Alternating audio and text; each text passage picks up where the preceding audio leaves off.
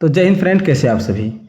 तो आप सभी का स्वागत है इस वीडियो में। और पिछला जो टॉपिक था उसमें हम रिस्पायरेशन पे चल रहे थे। देखिए कुछ कारणवश से वो वीडियो कट हो गया, तो हम ये सेकंड वीडियो अपलोड कर दे रहे हैं। ऐसे वीडियो 5 मिनट का हो गया, ऐसे 10 मिनट का हमको बनाना था, पर कोई बात नहीं, ये पार्ट 2 पार्ट 3 में चलते जाएगा। अगर कट भी गया तो सोचने वाली बात नहीं है ज़्यादा। हम श्वसन के बारे में चल रहे हैं। जैसे हम लोग श्वास लेते तो हम लोग को पता चलता है कि हम लोग श्वास ले रहे हैं, बट पेड़ पौधे श्वास लेते तो पता नहीं चलता है। तो देखिए हम थोड़ा सा आपको प्रैक्टिकली बात बता के दिखाते हैं।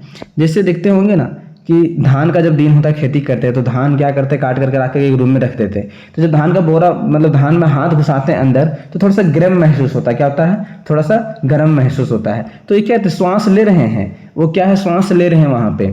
और जो श्वास ले रहे हैं तो हीट को वो क्या कर रहे हैं, रिलीज कर रहे हैं। इसी कारण आपको क्या होता है, गर्मी का एहसास होता है। तो गेहूं की जो बोरी होता है उस पर जो उत्पन्न ऊष्मा होता है, बीजों के श्वसन के द्वारा जो ऊष्मा होता है, वही ऊष्मा को हम महसूस करते हैं। अब सजीवों में पोषण की हम बात करते हैं। पोषण की आवश्यकता क्यों है? ताकि हम जिंदा रह सके, हमारे अंदर डेवलपमेंट हो सके। तो प्रत्येक सजीव को अपने अस्तित्व एवं वृद्धि के लिए उनकी ऊर्जा की आवश्यकता होती है। अगर अस्तित्व में रहना है तो ऊर्जा चाहिए। उसे कहाँ से प्राप्त होता है? जो भोजन से प्राप्त होता है, उसी को क्या कहते हैं, पोषण कहते हैं। पौधा प्रकाश संश्लेषण के द्वारा अपने भोजन को बनाता है। जीव जंतु मनुष्य जो अपना होता है, भोजन के द्वारा, पेड़ पौधा के द्वारा बनाया जो भोजन होता है उस पर निर्भर करता है, तो फिर जंतु से प्राप्त करता है। हम लोग क्या करते हैं, किसी के भोजन पर निर्भर होते हैं, हम अपना भोजन खुद नहीं बना पाते हैं। चलिए अब हम थोड़ा सा एक एक्सपेरिमेंट से देखेंगे, थोड़ा सा लाजवंती पौधा के बारे में जानेंगे। स्टिमुलस जो था यहाँ समझ में नहीं आया था बहुत लोग को, तो थोड़ा सा हम देखते हैं। लाजवंती को अगर आप टच किए, जैसे टच मी नॉट जो प्लांट होता है ना, मिमोसा जिसे कहते हैं, अगर आप उसको छुए हो तो जो लाजवंती पौधा होता है, जिसको गांव तरफ लजोनी घास कहते हैं, लजा जाता है। लजा ना मतलब क्या होता है, वो छुप जाना, मतलब अपना ढक लेना चेहरा को। तो जो पत्ता होता है वो क्या होता है, सिकुड़ जाता है। उसमें पत्ता क्या होता है, सिकुड़ जाता है। जैसे आप जलेबी देखिए, सिंपल स्टिमुलस किसको कहते हैं, जैसे जलेबी बोल दिए, इमली बोल दिए, तो आपका मुंह में पानी आने लगता है। जैसे कचरा जब आपकी आंखों में पड़ने वाली होती है तो ऑटोमेटिक क्या होता है, बंद हो जाता है। ये सभी जो परिवर्तन के प्रति हमारी अनुक्रिया है, मतलब जो भी परिवर्तन होगा उसमें जो हमारी जो अनुक्रिया है, इन्हीं परिवर्तन को क्या कहते हैं, स्टिमुलस कहते हैं। उद्दीपन के लिए प्रति अनुक्रिया ही संवेदनशीलता है, सेंसिटिविटीनेस। संवेदन मतलब कितना हम सेंसिटिव हैं उसके प्रति। जो तुरंत कुछ होने वाला है तो उसके प्रति तुरंत हमारा रिएक्शन होगा। जैसे कचरा के फेंकने वाले रहते हैं, आंख में ऑटोमेटिक बंद हो जाता है आंख, तो क्या एक प्रकार का स्टिमुलस ही है ना, वो रिस्पॉन्स दिया तुरंत। उसी तरह पेड़ पौधा में भी होता है। ओके, चलिए इसी कारण आप लाजवंती पौधा में देखते होंगे, जैसे उसको टच करते हैं तो वो तुरंत क्या होता है, सिकुड़ जाता है, वो रिस्पॉन्स करता है। वैसे तो उसके पीछे टर्गर प्रेशर, टर्जिटी, ये सब बहुत आगे का है बात, यहाँ पे नहीं जानना। हायर क्लास में आपको ऑटोमेटिक पता चल जाएगा और नेक्स्ट कोई वीडियो में आपको वहाँ पे जिक्र चल जाएगा। देखिए हम हर एक टॉपिक यही वाला नहीं डिटेल कर सकते, बट क्यों नहीं कर रहे हैं, बहुत लोग को डिटेल एक बार कर देने से क्या होता है, बाउंस हो जाता है। तो हम चाहते हैं कि थोड़ा थोड़ा सुने। अगर रामायण एक मोटा कर किताब जाके काशी बनारस लाके पढ़ लेंगे ना, तो दिमाग क्या हो जाएगा, नहीं उसको संभाल पाएगा। बट छोटे छोटे बच्चों की कहानी की किताब अगर हम पढ़ते हैं तो आज थोड़ा करेक्टर पता चला, कल थोड़ा थोड़ा, इस तरह क्या होगा, धीरे धीरे माइंड में सेटअप होते चला जाएगा। अब सजीवों में उत्सर्जन का अगर हम बात करते हैं, सर उत्सर्जन किसको कहते हैं, उत्सर्जन तो जैसे पाचन होता है, श्वसन के फलस्वरूप जो कार्बन डाइऑक्साइड होता है शरीर में अवशिष्ट पदार्थ बनाते हैं, उसी को बाहर निकालना है। इस प्रक्रिया को क्या कहलाता है, उत्सर्जन कहलाता है। जैसे हानिकारक होता है, जैसे क्या हानिकारक में, जंतु के द्वारा मल मूत्र का त्याग कर देना, कार्बन डाइऑक्साइड उसको रख लीजिएगा प्यार से कि हाँ हम ऑक्सीजन लिए, कार्बन डाइऑक्साइड बाहर जाने नहीं देंगे तो हम मर जाएंगे। क्या होगा, कार्बन डाइऑक्साइड सेहत के लिए अच्छा नहीं है। उसी तरह पसीना भी कार्बन डाइऑक्साइड गैस भी, तो कार्बन डाइऑक्साइड हम लोग निकालते हैं तो शरीर के लिए अच्छा नहीं है, तो हम लोग उसे क्या कहते हैं, उत्सर्जित कर देते हैं।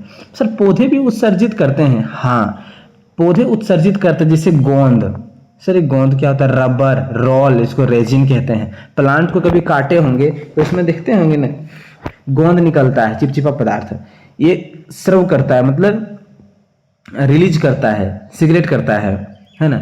अब पौधों के लिए हानिकारक होता है परंतु हमारे लिए उपयोगी होता है। जैसे पौधों के लिए ऑक्सीजन क्या होता है, बेकार चीज होता है, इसलिए ऑक्सीजन को वो छोड़ देता है, बट हमारे लिए तो फायदा है। रेजिन हो गया, गोंद हो गया, ये सब क्या है, हम लोग तो इस्तेमाल करते हैं इसका, ऐसा नहीं ना कि हम लोग उसको छोड़ देते हैं। पौधों के लिए हानिकारक है परंतु हमारे लिए क्या होता है, वो बहुत ही फायदेमंद होता है। ओके, चलिए अब हम सजीवों का वास स्थल मतलब जहां पर रहते हैं उसको हम देखते हैं। कभी आप लोग मंडी गए होंगे तो फल वालों को गली में आवाज लगाते सुने होंगे, फल ले लो, नागपुरी संतरे ले लो, कश्मीर सेब ले लो, हाजीपुर का केला ले लो, मुजफ्फरपुर की लीची ले लो। तो क्या भाई लीची हर जगह, केला हर जगह नहीं होता, होता है, बट कुछ खास जगह पे कुछ खास चीज ही क्यों होता है, ये सोचने वाली बात है। तो चलिए हम उसी के बारे में जानेंगे। चलिए अब थोड़ा सा सराउंडिंग और हैबिटेट के बारे में जान लेते हैं। ओके, पौधे एवं जंतु जिस प्राकृतिक वातावरण में रहते हैं और अपना जीवन व्यतीत करते हैं वह वातावरण उस जीव का परिवेश सराउंडिंग कहलाता है। जिस जगह रहते हैं और अपना जीवन व्यतीत करते हैं उसी को कहते हैं सराउंडिंग कहलाता है। वह स्थान जहां से किसी सजीव को पर्याप्त भोजन, सुरक्षा या प्रजनन की अनुकूल दशाएं उपलब्ध होती है उस जीव को वास स्थान कहते हैं। देखें, अपना जीवन को व्यतीत करना, प्राकृतिक वातावरण में रहना, जीव जंतु के लिए, पेड़ पौधा के लिए, उसको सराउंडिंग कहते हैं। बट जहां से भोजन प्राप्त हो, जहां सुरक्षा हो, जहां प्रजनन करता है, जहां अनुकूल दशाएं हो, एडजस्टमेंट मतलब इन्वायरमेंट हो, उसको क्या कहते हैं, हैबिटेट। या तो सिर्फ सिंपल नेचुरल जो जगह होता है रहने के लिए, नेचुरल, उसी को हैबिटेट कहते हैं। सिंपल क्या कहते हैं, हैबिटेट कहते हैं। ठीक है सर, ये कहाँ कहाँ होता है? स्थल पे आप रह सकते हैं, जमीन पर मतलब रह सकते हैं, या क्या हो सकता है, आप पानी में रह सकते हैं, पहाड़ में रह सकते हैं। 2 ही 3 जगह तो रहने के लिए धरती है पूरा। या तो आप धरती पर रहिए, या तो जल में रहिए, तो हवा में रहिए, 3 ही जगह रहिएगा ना। ऐसा नहीं, इसके बीच में भी कोई जगह है, तो जगह इतना ही है। अब इसको थोड़ा सा डिवाइड करते हैं कैसे रहना है। जैसे एक टेरिस्टेरियल मतलब स्थलीय, स्थल या जमीन पर रहने वाले जीव आवास स्थलीय कहलाता है। जैसे वन हो गया, ये स्थल पर ही, जमीन पर है। वन क्षेत्र, घास के मैदान, रेगिस्तान और पर्वतीय क्षेत्र। वन क्षेत्र, घास, वन में घास पात होता है, झाड़ियां होता है, बड़े बड़े वृक्ष होते हैं। घास स्थल में घास, साकीय वृक्ष तथा झाड़ियां होती है। क्या हुआ, टेरिस्टेरियल। ये क्या हुआ, जमीन पर हो गया। अब हम बात करेंगे थोड़ा सा जमीन पर ही क्या डिवाइड करेंगे। सर जमीन पर क्या क्या हो सकता है, मरुस्थल नहीं हो सकता, जमीन पर ही तो एक स्थलीय स्थान है, बट क्या है वो, मरुस्थल है। चलिए मरुस्थल के पौधों के बारे में हम कुछ खास बात को जानते हैं। मरुस्थल में जो पौधा होता है उसको पानी का बहुत कमी होता है, इसलिए वहाँ पे नागफनी, बबूल, खजूर के वृक्ष आदि पाए जाते हैं। वहाँ पे कुछ जंतु पाए जाते हैं, जैसे ऊंट हो गया, केकड़े हो गया, बिच्छू हो गया, सर्प हो गया, मकड़ियाँ ऐसे स्थान पे पाए जाते हैं। एक पर्वतीय स्थान भी होते हैं। एक क्या होता है, पर्वतीय स्थान। पर्वतीय क्षेत्र में सघनन वन होते हैं, जंगल जो ऊंचे ऊंचे होते हैं और हिमपात भी होते हैं, मतलब क्या होता है, बर्फ वहां पे गिरता है। इन क्षेत्रों में पौधे और जंतुओं की अनेक प्रजातियां पाई जाती हैं। चलिए अब हम थोड़ा सा जिक्र करते हैं सर एक्वेटिक। अब क्या हुआ, जलीय, जो जल में जीव जंतु रहेंगे। जलीय जीव 2 तरह के होते हैं, एक मृत जल होते हैं या एक मीठे जल। क्या होते हैं, 2 तरह के होता है, मृद या तो फिर मीठे जल। मृद मतलब क्या हुआ, सॉल्टी वाटर, और मीठे जल मतलब स्वीट वाटर नहीं, मतलब जो पीने वाला पानी होता है, जैसे नदी, तालाब, झरना, झील का पानी। समुद्र का पानी क्या हो गया आपका, मृद जल हो गया, मतलब लवण वाला। जीव जंतु पाए जाते हैं। समुद्री या तो लवणीय स्थान, जो जलीय स्थान होता है वहां पे लवणीय या तो खारे पानी होती है, तो वहां पे अलग मछलियां होती है, केकड़े, ऑक्टोपस, डॉल्फिन, वेल्स, कई प्रकार की वनस्पति वहां पे मिलती है। एक हो गया आपका जलीय जीव जिसमें मीठा पानी वाला, जैसे झरना हो गया, तालाब हो गया, नदी हो गया, उसमें भी तो कुछ जीव जंतु पाए जाते हैं। चलिए अब हो गया, एक हो गया एरियल आवास, मतलब वायवीय, मतलब हवा में। इसमें क्या होता है, जो हवा में जंतु होते हैं। सर हवा में कोई जंतु होते क्या, देखिए दिन भर वो तो भाई हवा में उड़ेंगे, तो रात को तो जमीन पर ही आकर के रुकेंगे ना। चलिए ये मिथ्या है, क्योंकि कोई भी जंतु यहाँ तक कि वे उड़ना बंद करते हैं तो उसे स्थल अभियाना होता है, और वे उड़ते समय सो भी नहीं सकते हैं। अगर कोई जीव जंतु उड़ रहा है, अब ऐसा है कि उड़ते उड़ते वो मैटिंग कर लेंगे, बच्चा पैदा कर लेंगे, वहीं पे खाना उसको मिल जाएगा, भाई वो हवा में ज्यादा समय व्यतीत करते हैं, बट रेस्ट करने के लिए उसको जमीन पर ही आना होगा ना। तो पक्षी कहने का अर्थात कहीं ना कहीं पक्षी क्या टेरिस्टेरियर पे ही रहते हैं, बट वो मैक्सिमम टाइम क्या करते हैं, हवाबाजी करते हैं, हवा में रहते हैं, इसलिए क्या है वो एरियल मतलब आवास उसका कहलाता है। हम लोग कर सकते हैं क्या? नहीं कर सकते हैं। आपको बोले सर एरोप्लेन हेलीकॉप्टर तो हम लोग भी करते हैं। हाँ भाई, आप कुछ भी सोच सकते हैं। कभी कभी आप सोचें कि मेढक क्यों नहीं उड़ता है, तितली क्यों नहीं तैरती है?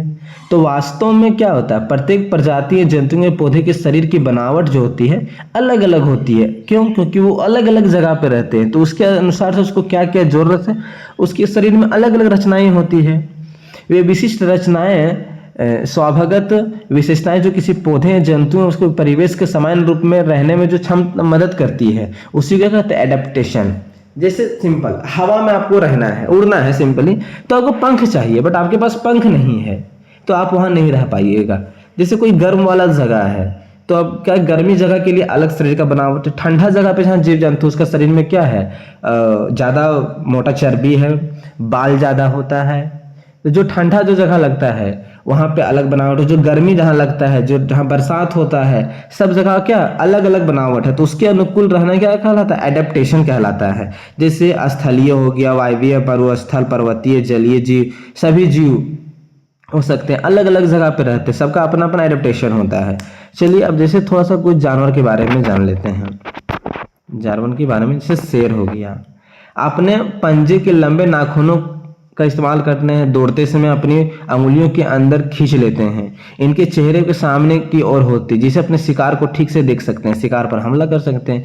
आंख आगे होता है, पीछे दे देगा शेर का, तो पीछे क्या होगा, देख दौड़ेगा आगे, पीछे देखेगा तो शिकार कैसे करेगा। हिरन, हिरन क्या एक शाकाहारी जंतु है, उसकी पत्तियां मुलायम और पत्तियां जो पेड़ पौधे की तो मुलायम शाखाओं क्या करता है, उसको खाता है। उसे कान लंबे लंबे होते हैं, देखिए प्रकृति ने उसको बनाया और कान लंबे लंबे दिए ताकि अगर कोई शिकारी उसको अटैक करने आए तो आहट की आवाज को तुरंत पकड़ ले और क्या है, फिर उड़ जाए। टांग लंबी होती है ताकि उसको तेज गति प्रदान हो सके। सिर के पास के स्थित आंख और लंबी गर्दन से सभी दिशाएं में क्या हो सकती है, वो देख सकती है ना, मल्टी मतलब चारों डायरेक्शन 360 डिग्री में वो देख लेगी, भाग जाएगी। अब मरुस्थलीय जीव के बारे में थोड़ा सा देख लेते हैं। मरुस्थलीय अनुकूलन, मरुस्थल या तो रेगिस्तान जो होता है उसमें पानी की अत्यंत कष्ट होता है, बहुत दिन में बहुत भयानक गर्मी लगता है और रात को एकदम बहुत ठंडा होता है। जैसे रेगिस्तानी जो सांप होते हैं, चूहे, केकड़े गर्मी से बचने के लिए दिन के समय बालू में बनाए बिल में क्या होते हैं, निकल जाते हैं और रात को अपने भोजन की तलाश के करते हैं। इनके पैर छोटे छोटे होते हैं जिससे आसानी से बिल में घुस सके। बड़ा बड़ा पैर रहेगा तो बिल में घुस पाएगा नहीं, सांप के पैर नहीं होते हैं। ओके, चलिए अब ऊंट के बारे में कुछ फैक्ट बात को जानते हैं कि ऊंट का पैर लंबा होता है और गद्देदार होता है। लंबे पैर की वजह से क्या होता है, जो गर्म होता है, तो हम लोग घर जितना ऊपर रहेगा ढलाई कम गर्म लगता है, उसी तरह पैर जितना लंबा रहेगा ऊंट का तो गर्मी उसके शरीर में कम लगेगा। गद्देदार पैर होता है ताकि बालों को ज्यादा दबे नहीं बालू और वो डूब ना जाए। तो इस तरह शरीर का उसका बनावट होता है। उसका जो हम्प होता है, जो कुब्बड़ होता है, उसमें फैट प्रोटीन जमा होता है, जिसमें क्या होता है, वसा जमा होता है। जब भोजन उसको नहीं मिलेगा लंबे टाइम तक तो क्या होगा, उसको वो खाएगा बिना भोजन को, और जल में 10 से 12 दिन तक वो जीवित रह सकता है। और बहुत कम टॉयलेट करता है, क्यों, ताकि पानी उसका बाहर ना निकले, शरीर से पानी रहे, और पसीना भी नहीं होता है, और लगभग सूखा टाइप का वो गोबर करता है, मूत्र कर, मतलब मल करता है, ताकि वो ज्यादा पानी मल के द्वारा बाहर भी नहीं जाए। और आपको पता न होना चाहिए कि उसको पसीना भी नहीं होता है। उसकी जो आंखें की पलकें होती, आईलेसेस होती लंबी लंबी, ताकि क्या हो, डस्ट उसके आंखों में ना जा सके। उसके जो नॉस्ट्रिल होते हैं, जो नासा द्वार होता है, ताकि बालू को आंख नाक के अंदर जाने से उसको रोक सकता है। तो ये सब बात है कि वो क्यों इसका बनावट इस तरह है। अब हम थोड़ा सा बनावट पौधों के बारे में जानेंगे। जो वहाँ के जो पौधे होते हैं मरुस्थल, उसके जड़ें मिट्टी के नीचे बहुत गहराई तक जाती है। उनके तना मोटे और मांसल होते हैं, जिसमें जल का संचय होता है। उसमें पत्ता नहीं होता, पत्ता कांटा बन जाता है, ताकि जो ट्रांसपायरेशन हो सके वो कम से कम हो सके।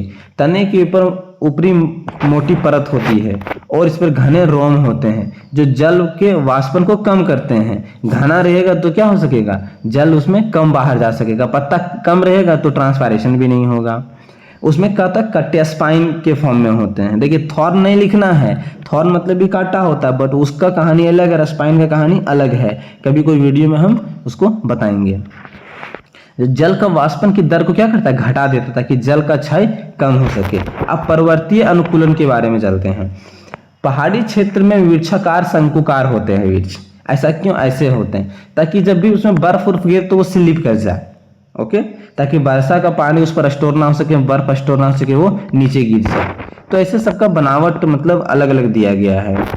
अब हम इसमें से बहुत सारा है और आज हम इसको इसी में ख़त्म कर देने का कोशिश करते हैं।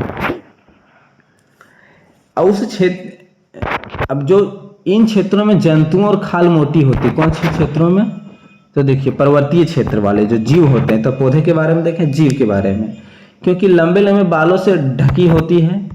जैसे पहाड़ी कुत्ते झबरे होते, झबरू कुत्ता जिसको बोलते हैं ना आंख जो होता है, पहाड़ी बकरी, इसमें लंबे लंबे बाल होते ताकि इन्हें ठंड ना लग सके। पहाड़ी क्षेत्र में ज़्यादा ठंड लगता है।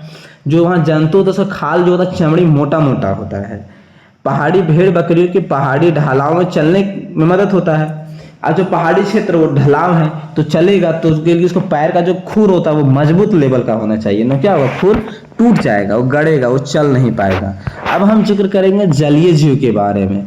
जैसे मछली के शरीर का आकार क्या होता है, धारा रेखीय स्ट्रीम लाइन होता है इस तरह का, ताकि पानी इधर से बह जा रहा हो, तेजी से क्या चलते रहे। और शरीर चपटा होता है, उसका शरीर क्या होता है, चपटा होता है। ऐसा नहीं कि एकदम धार ऐसे बना है एकदम भौभड़ जैसा मोटा बना हुआ, नहीं, चपटा होता है, पार्श्व से चिपटा होता है, ताकि इसको तैरने में मदद करता है। अब शरीर के साल्क के ढांक से ढका होता है। साल्क किसको कहते हैं, वो जो चोया होता है, जो होता है ना, जो मछली काटते हैं ना मछली को, तो उसको देखते हैं छीलते हैं, वही जो चोया होता है, स्केल से उसको बोलते हैं। वो भींग ना सके, क्या हो सके, मछली भींग ना सके। उसके फिन्स चपटे चपटे होते हैं ताकि उसको गति प्रदान कर सके। जो पंख होता है ना, पंख तैरने में मदद करता है और दिशा परिवर्तन में भी मदद करता है और शरीर को बैलेंस बनाने में मदद करता है। अब जो जलीय श्वसन होता है के लिए मछली में गलफड़ा होता है। क्या होता है, पानी से जो ऑक्सीजन को अलग कर लेता है और कार्बन डाइऑक्साइड को अलग कर लेता है। चलिए अब फैक्ट जानते हैं। जो व्हेल और डॉल्फिन होता है उसमें क्या होता है, गलफड़ा नहीं होता है, उसमें नोस्ट्रल होता है, लंग्स होता है। वो क्या होता है, पानी के ऊपर बाहर देखेंगे मुंडी निकाल के तैरता है। ऐसा क्यों करता है, ताकि बाहर वातावरण से ऑक्सीजन को वो ले सकता है। उसमें वो चीज़ खास नहीं होता है, क्या गिलफड़ा नहीं होता है, गिल्स नहीं होता।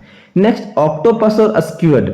स्क्विड जो होता है समुद्र की गहराई तल में होता है, क्योंकि इसमें न धारा रेखीय नहीं होता है, मतलब स्ट्रीमलाइन नहीं होता है, परंतु जब तैरने का समय आता है तब अपने शरीर को वो स्ट्रीमलाइन बना लेता है जरूरत के हिसाब से। और जल के अंदर सांस लेने के लिए इसमें गिल या तो कॉलम होता है, गिल या तो कॉलम होता है। ऐसा नहीं कि हाँ व्हेल और डॉल्फिन की तरह इसको भी मार दिए। नेक्स्ट हम देखेंगे मेढक के बारे में। किसके बारे में, मेढक के बारे में। मेढक और बतख, मेढक और बतख क्या होता है, उभयचर होते हैं, है ना, क्या होता है, एम्फीबियन होते हैं, जो जल में भी रह सकते हैं और थल में भी रह सकते हैं।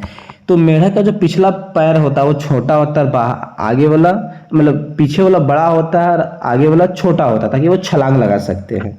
और उसका जो पैर होता है वो देखते होंगे इस तरह पूरा चापट टाइप रहता है, क्यों, ताकि उसको तैरने में क्या हो सके, मदद हो सके। उसी तरह बतख का भी पैर होता है, और बतख के जो मुंह होता है वहां पे जो छेद रहता है, देख रहे होंगे ये छेद है, उससे क्या करते हैं, श्वास को लेने में मदद करता है। इसी करके पानी में भी श्वास ले लेता है और बाहर में भी श्वास ले लेता है। चलिए और नेक्स्ट हम देखते हैं। नेक्स्ट थोड़ा सा बच गया है, नेक्स्ट वीडियो में हम देखेंगे। और आप लोग कोई डाउट है तो आप लोग बताइएगा। नेक्स्ट वीडियो में मिलते हैं, तब तक के लिए जय हिंद, जय भारत।